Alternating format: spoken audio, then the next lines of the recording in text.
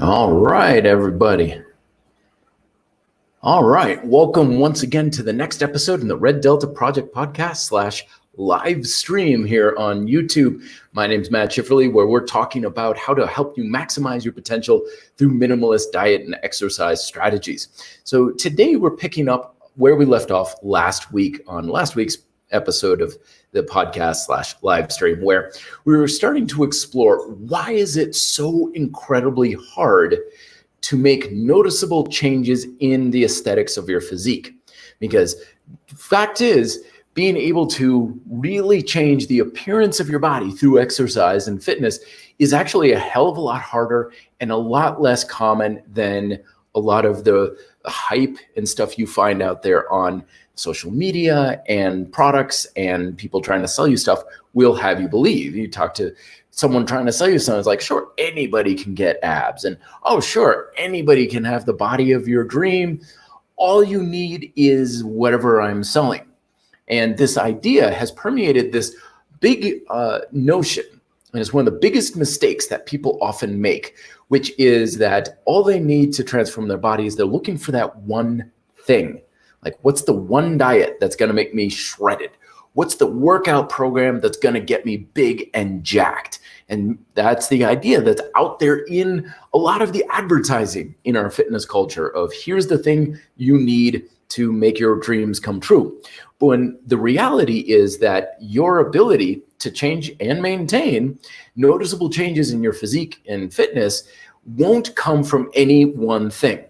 I don't care what kind of workout program you're following or what kind of weights or sets and rep scheme you're using, that's not wholly responsible for building muscle. I don't care what diet you're following. I don't care what the research says about this macronutrient ratio. That's not the thing that's responsible for abs. And the reason is because, of course, what does create changes in the body is the natural principles that are governing everything in the universe, including your physique. And whenever we have our sights set on, I'm looking for one thing, you're looking to place all of your hopes and dreams on one single influence. And this is what I call influential dependence. Influential dependence screws you over at least in two ways. The first off is because, well, to put it into a different perspective, just to lay the groundwork, there's many influences at play in your results, any result, no matter what it is. Building bigger biceps, there's lots of pieces. So you can't complete a puzzle with one piece. But that's what people try to do when they're like, I tried this workout program and it didn't get me jacked. Yeah, that workout program's great, but there's a lot more to the results you want than that one program. But when we get focused on it, that means we're basically putting all our eggs in the proverbial basket. And we create, as I said, influential dependent. We're too dependent on one influence. And the reason why that screws you over is, one, is it drastically limits your potential. Because no matter how great that influence is, I don't care how much people say sugar is absolute poison. It's the worst thing. It's going to make you fatter than a sumo wrestler. Sugar has a very limited influence on your weight. It could be a big influence. It could be small, but it is very limited in the grand scheme of things. I don't care what kind of set and rep scheme you're following your workouts.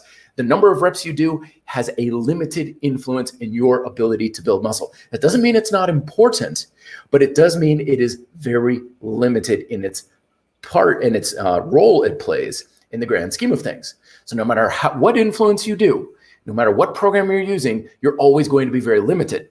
And the second reason why it screws you over is because if you focus too much on that one influence, you're ignoring hundreds, thousands, maybe even millions of other influences that can compensate and completely undermine your ability to get results from that one influence you're focusing on. So this happens all the time, right? Where people will say, oh, I cut out all sugar and all carbs and everything like that, but you're still a couch potato and you're not very physically active. Happens the other way too, where people are like, oh, cardio queen, runs marathons every single day, right? But they're so focused on all you need to do is cardio to lose weight, and they're completely ignoring their diet. So they're compensating with their diet and undermining all of their potential. That's why whenever you find someone who has a pretty noticeable impressive physique or has made big changes in their physique has had a multi-influential approach. Tattoo that on your forehead, multi-influential approach, meaning they do lots of things. They're improving their workouts, and they're eating better, and they're getting better sleep, and it's all these things. And when you have a multi-influential approach, that breaks you out, and it does the opposite of those two things that's going you over. One is you have all of that collective influence from all those things building up to a much bigger, significant result, right? So it's way bigger than that one thing. Like, I don't care how well you're good at keeping sugar out of your diet. You minimize junk food, processed foods, right? And you don't eat too much, and you look at alcohol, and you're eating protein, and you're physically active, and you're making sure to get plenty of sleep, and all of these other things, all of that's going to add up to a hell of a lot bigger result, no matter how strict you keep sugar out of your diet. The other thing too is because that's all so big, you don't have to make anything perfect. So when people often get influential dependent, what ends up happening is they focus so much on it and they end up really splitting hairs. And at first that sounds okay. Like, okay, I'm going to cut back on sugar and carbs. Great. So they're no longer eating donuts for breakfast and they cut back on soda and things like that. Okay, great, wonderful. But then they get so much focused on sugar. They're like, you know how much sugar is in carrots? Oh my gosh, I can never eat a carrot again. So they're going through this extreme example. But the thing is, that's so much effort, and it's like a tiny, trivial, almost insignificant influence. You know how many calories are in a carrot? Almost nothing, right? But they're picking the carrot shreds out of their salad when they go out to eat, right? So you're putting in more and more exponential effort for less and less benefit in addition to what you had.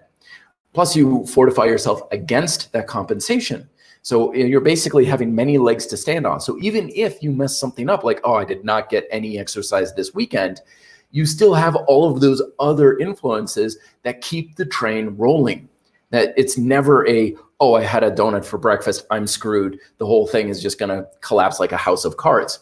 So take a multi-influential approach. Take on exercise and diet and sleep. And when it comes to the things that you're doing in these areas too, it's oftentimes the influences you're ignoring that are probably the biggest game changers for you. Okay, so if you're so focused on what you're doing in your workouts, but you don't care at all about diet, it's probably diet that needs to be focused on. Same way around, right? And in your workout, if you're focusing on weight and reps, you may be ignoring technique too much, or you may be ignoring things like progression and stuff. So the influences we typically are not paying enough attention to are the things that are going to help us. The things that we keep hammering our head against the wall with are the things that you're probably not going to make any more real decent headway with. Now, that doesn't mean stop what you're doing, because that's another big mistake when people hop around. Is they're like, oh, I tried this diet, didn't work. I abandon it, start over from square one. Now I'm going to try this workout program. That didn't work. I abandon it and start. No. Take some of the clues from that diet, then add on the workout, then add on this other thing and build it up, right? You don't build a house building up a little bit. At the end of the day, you look at just some of the foundation, you're like, this doesn't work. It's not a house. You tear it down again. No, you build off of these things and it builds up over time. So that's why when people program hop or diet hop and they're always starting back from square one, they never get very far, because no one single thing, program or diet or anything that you use or buy or practice is probably going to be the answer you're looking for. Instead, adopt many things. Look at old Bruce Lee, right? He took a lot of influences from different martial arts and where he is in fitness and stuff. And he's like, okay, I adopt what is useful. I reject what just isn't working for me, whatever it is. And of course, add things that are your own. And that's going to make it a hell of a lot easier to build yourself up. It's going to make it a hell of a lot easier to maintain it. And it's going to also just be a lot less effort and work on your part.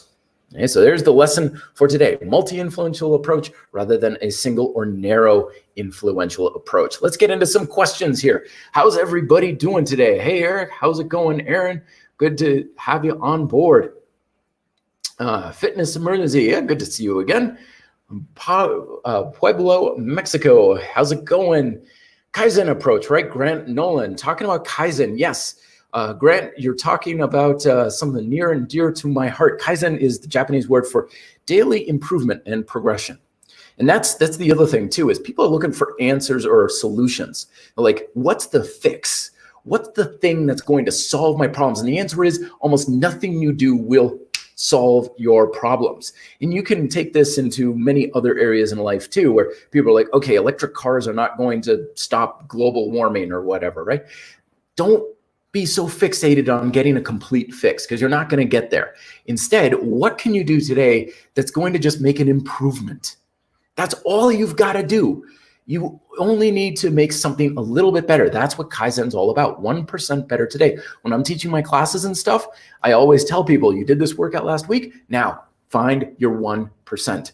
1% better than before. It doesn't even have to be good. It doesn't even have to be great.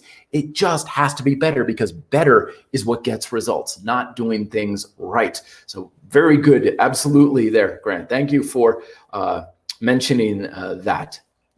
Eric here. So V8 good. Hey, when I was in college, my nutrition professor used to talk about, sing the praises of V8 and how we use that as a pasta topping.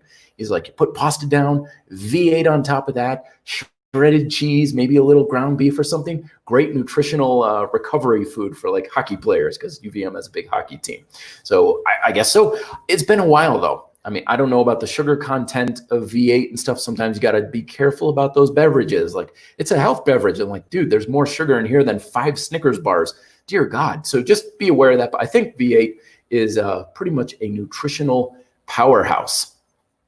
All right, Hunter, how's it going? What are your thoughts on training full body every day with less volume? Like, I'm thinking of farmers and lumberjacks, how they work a lot every day and are big. Absolutely. We can train at any frequency that you like. There's no dogmatic frequency you have to follow. You could train every day. You could train every other day and stuff like that, because you only need to recover from what you're doing. So if you're training frequently, but the volume's less, and then you require less recovery. And you may be breaking things in. I know I've had a lot of labor-intensive jobs when I was growing up. I always was working car washes and stocking grocery shelves and stuff. So there may be a break-in period, but yeah, sure. As long as you can recover, you can work out as much as you want, as hard as you want. But if you notice a downward trend in your performance over the course of several weeks, add in a little bit more rest, but sure. And also think of, some of these people are big, but there's also a lot of people cite examples like that on why that doesn't work. Sometimes in old strongman literature, they talk about how these people work in rock and granite quarries and they're not getting big and jacked, and they're working out all the time. So, it's kind of one of those murky areas of maybe daily can work, maybe not. You'll have to experiment and see if it's right for your body and what it responds to.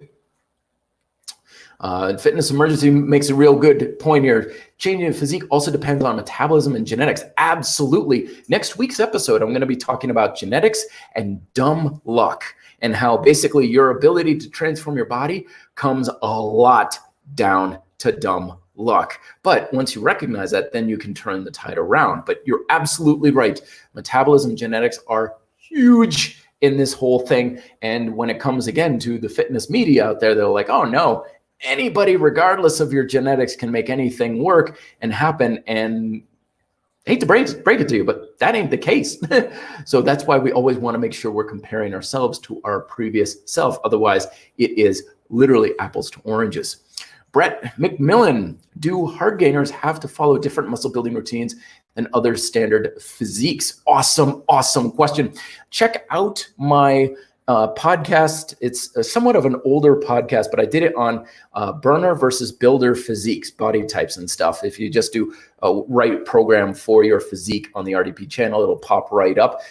There are some subtle differences there that you want to do. However, when it comes to like, quote, Hardgainers, that's a term that, let's just say I've never met someone who wouldn't say they're a Hardgainer for the most part, unless you're built big, like my friend Tony, who was 250 pounds in the 8th grade. Most every guy in the world would classify themselves as a Hardgainer, because building muscle is really, really hard. Plus you copy in that the fact that the fitness media out there is trying to make it seem like it should be easier. And even if someone is building muscle at a pretty good clip, compared to what they see in the steroid magazines and stuff like that, they think they're slow and they classify themselves as a hard gainer. So one is question really if you're a hard gainer, because most of the time people are just gainers and it really is supposed to be that hard. But also to answer, I would say possibly, but remember your physique is just one influence on what's going to work best for you. There's also lifestyle, there's personal preferences, there's your skills, there's your resources. There's a million influences that create a combination of what's actually going to work best for you. Your physique is just one piece of that. So I wouldn't quite go so far as to say you're a hard gainer, therefore you need to work out this way, because that would be largely a guessing game for the other stuff. Like if you're working out and you're a labor intensive job, you may want to change things a little bit. You know, if you're having trouble recovering, change things there. If you're having trouble sleeping, change things there. If you prefer certain types of exercise, change things there. Go off of preferences and resources first over physique on what is actually better for you, rather than just your body type. All right, Beats, ADB Beats.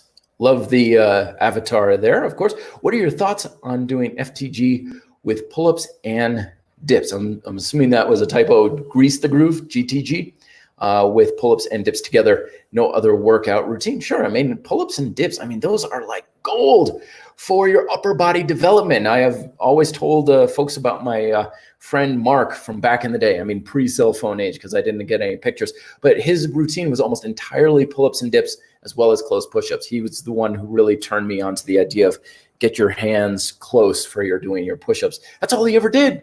Remember though, you don't need a lot of different stuff to make gains. You have to get better at what you do. And they're basic movements: push, pull, squat. Proficiency is where the gains come from. You could do a million different exercises, but if you suck at all of them, you're not getting very far. But if you become a pull-up champion, you're going to have bat wing lats and bigger biceps for sure. So yeah, okay, just corrected. Yes, grease the groove. Thank you very much. Yeah, grease the groove. I like grease the groove, but remember, it's not about just doing more. You want to improve that proficiency. If you're doing more, but your ability to do the exercise isn't improving, it could just be a lot of work for the sake of work, which I'm not at all a fan of. You always look for the minimum dose. I guess maybe, I can't tell if maybe it's because I'm getting older or if I'm getting lazy, but as I'm getting older, I'm more turning my mind into the mindset of I want to work as little as possible for the physique that I've got. I don't want to just do more work for the sake of work. I don't want to just put in effort and cross my fingers and assume it's going to produce results. So when you're talking about higher volume stuff or grease the groove and stuff, you want to really have your mindset on how is this set better than the one I just did maybe an hour ago? How am I dialing this sucker in? If you can keep doing that, then great. But if you're doing sets after sets after sets and you're just kind of going through the motions, there's a good chance it's not really that productive. And I would encourage you to scale back. So Eric, once again, last question. You explain grease the groove.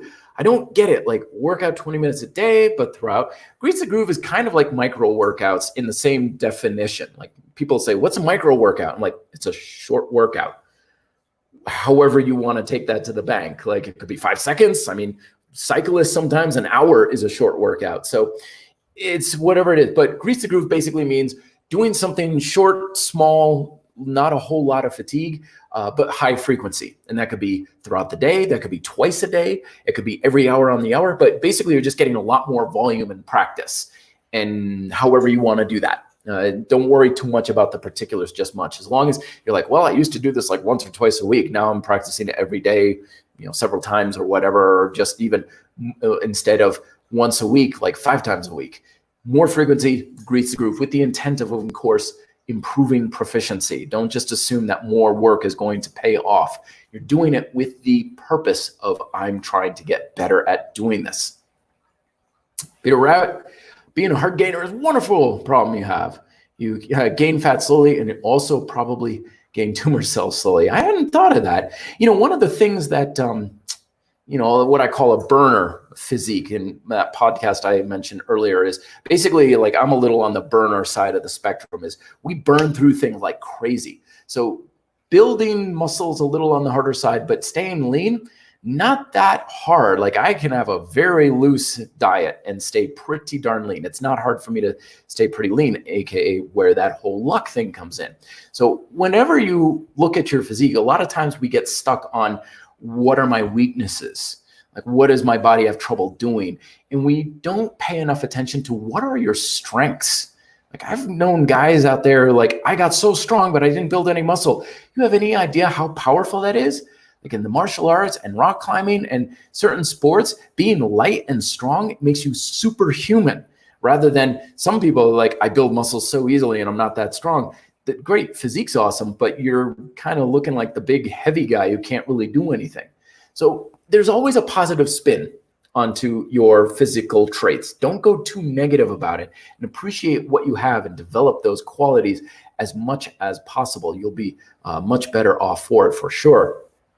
Awesome questions here, folks. Again, I'm trying to do this every Wednesday evening, my time, but it kind of depends on when I can get off work at the gym. So as a reminder to you listening, Wednesday evenings here on the Red Delta Project YouTube channel, this is when the live stream will be, well, going live. So you can participate, take advantage of it, ask me questions and stuff. I know I can't get to everyone's questions, but I do try to get to as many as I can. Alan, what are your thoughts on side dumbbell deadlifts?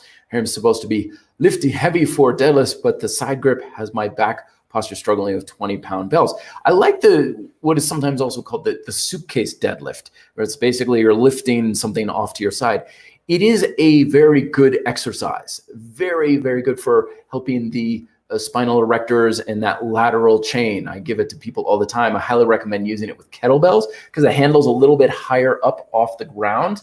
Don't be afraid to even elevate it on something like a step so that you're working within your optimal range of motion. If you find like you can come down and the kettlebell or dumbbell is a few inches off the floor and you're just kind of dropping down and losing form, elevate it so that way you can use a good range of motion. But yeah, lightweight is the order of the day on that.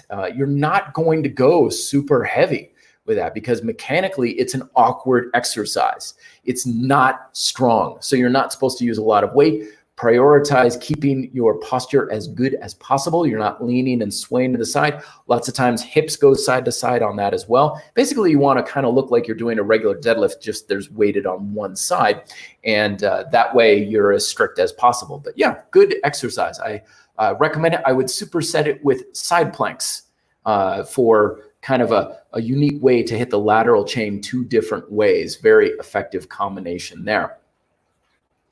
Best exercise for a bigger chest, Cameron McKee, whatever one you like. Actually, this kind of goes into what's the best exercise for strength and muscle in general? Now, the best exercise is whichever one gives you the capacity to work your muscles as hard as possible with as little effort as possible. Now, I mean effort because every time we do a strength exercise, there's a lot of factors involved. Again, multiple influences. There's cardio considerations, there's neural considerations, there's grip, there's mental, there's emotional considerations and stuff. One of the reasons why I've always liked the calisthenics approach, particularly like weighted calisthenics and some of the hybrid isometrics that I've posted before in my book, Overcoming Isometrics, is because they're ridiculously easy to make the muscles work ridiculously hard. Now, in the past, I've always struggled to work my muscles very hard under a barbell. The heavier the external weight is for me, I've noticed the harder it is for me to work my muscles because by the time I'm doing like, overhead presses and stuff, it's like my joints are kind of feeling a little off. Basically, the alarm bells in my mind are going off like, this is really hard, but I don't really feel the muscles working that much. So you want to experiment with various exercises. Dips are very good, push-ups and stuff, but you want your muscles going absolutely bonkers. But mentally and emotionally, you're like, this isn't that bad of an exercise. I could probably do this all day, but your muscles are the weak link in your chest muscles in particular. That's the type of exercise that's going to build up your chest the best. So play with my Overcoming Isometrics because that can be very effective. I recommend progressive push-ups, dips. That's just what works best for me. But, don't be dogmatic about it. What exercise do you do that makes your muscles burn with the fire of 1,000 suns as easily and consistently as possible. That's going to be your best one for building up that chest and any other muscle that you have. I know, roundabout answer, but best one I can give you. Marcus Wright, how important is it to mix proper speed with tension while doing each rep? Proper speed, basically control. If you're looking for the ability to build muscle and strength, you just want to kind of minimize the momentum a little bit, so that way you're in control of the thing. Now, if you're trying to build some of that explosive pop and power, then fast is the way to go. But play around with speed. Speed is an interesting thing. It's one of the elements in the table of progressive elements in my book, Smart Bodyweight Training, because one of the weird things about speed is you can make the exercise progressive by going faster. You can also make the exercise more progressive by going slower. So there's not one proper speed. I know in like convict conditioning, they say use this speed and this tempo. That's a good baseline and stuff, but play with speed. Experiment with it. See what kind of outcomes you have from going at a faster or a slower tempo and speed. You'll learn a lot either way. Adam JJ, I sweat a lot easily. Does that mean I need more cardio, or that just normal condition? Yeah, it's just kind of a normal thing. It's due to a number of influences. It's genetic. It is somewhat due to conditioning, but that's relatively small influence. It's also very environmental. Like today here in Denver, for whatever reason, we had fairly high humidity levels. I mean, it's usually dry as a bone out here. So everybody in the gym is like sweating buckets, and they're like, what the hell is wrong with me? What the heck? And no, it's just because it's humid. Sweating is a response to our environment. It's not necessarily conditioned, because there are guys who are in great shape and those sweat buckets. Other people, not much so much. So don't read too much into it. Sweating, it doesn't mean you're out of shape. It also doesn't mean you're burning fat or calories or anything like that. You know, some people are like, I gotta sweat. It just is a physical response to your environment, and whatever your physique and genetics are relative to that environment will be how much you sweat. AJRRS, does dead hanging help with scapular imbalances and pain? It can. It depends on what the imbalances are and depends on what the pain is, but it certainly can. I'm a huge fan of hanging. I went to 2 years ago, about almost 2 years ago, I went to Zach Evanish's strength conference down at Spartan HQ in Massachusetts with Joe DeSena and stuff. We all did a workout together. And one of the things we did a ton of in that workout was hang. We'd like do a couple sets, go hang. Do a couple other sets, go hang. We were like, God, we're hanging.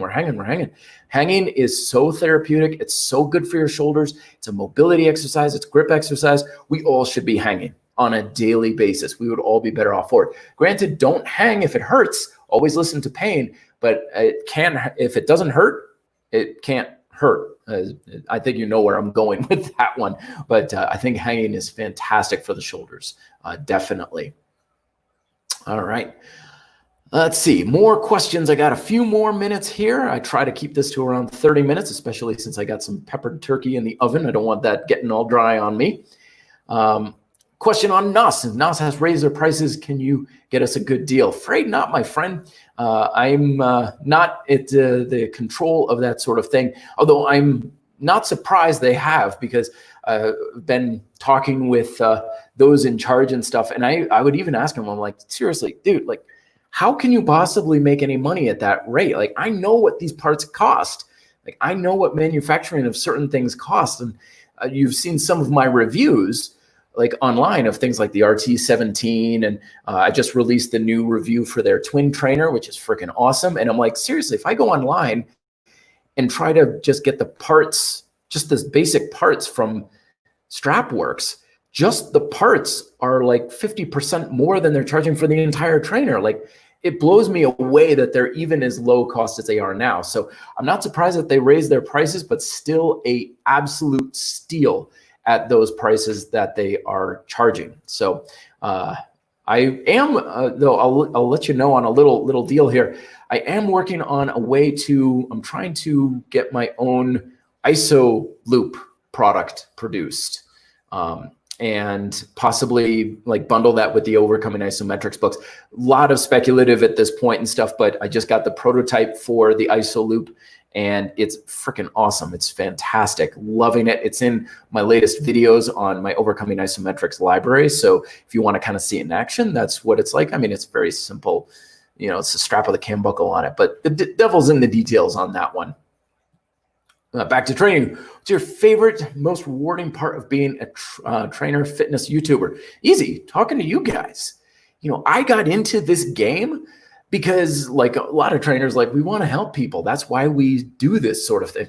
I'll tell you, you don't get into it for the money. I'll tell you that much. Yes, there are trainers, of course, who do eventually make good money, and they have a lot of benefits and side benefits and stuff like that. But most trainers have a career that lasts maybe 6 months because they realize that financially it's one of the worst professions you could possibly be in.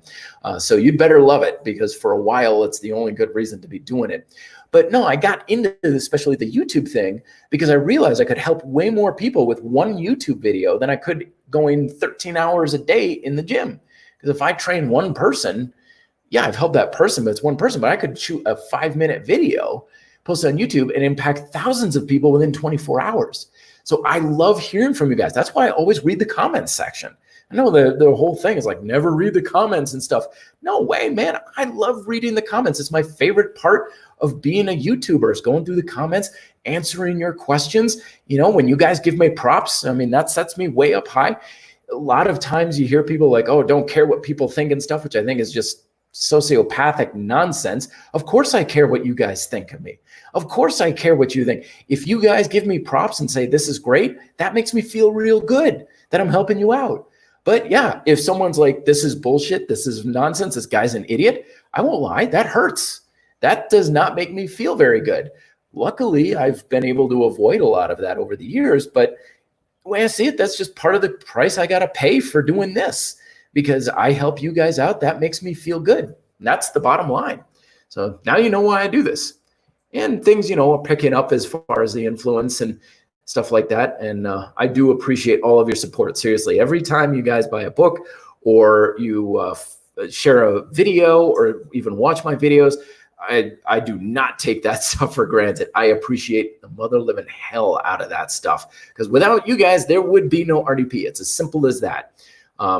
Training frequency question. Awesome. Drake, should beginners train more frequently, less frequently, the more advanced they are? Awesome question. And of course it depends, but that's a very good question, because in my experience, there's two ways you can look at this. When people start training, sometimes they're out of condition. So when they get those first workouts, it hits them like a ton of bricks and they're deconditioned.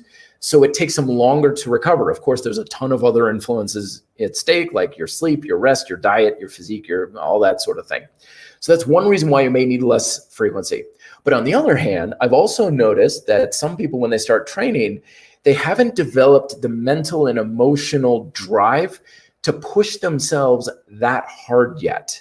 So as a result, they're not working as hard as they think they are. Like, that was my limit. I'm like, trust me, that was nowhere even near your limit. And that's fine. That's okay. That just comes with experience.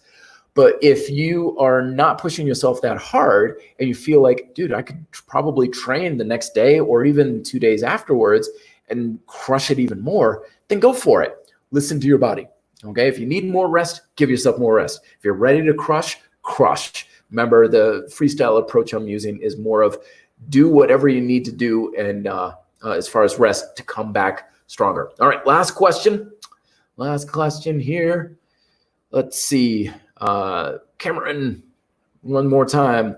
What kind of, thanks very much. I thought this was a question with the what? Kind soul. Thank you very much. Big time.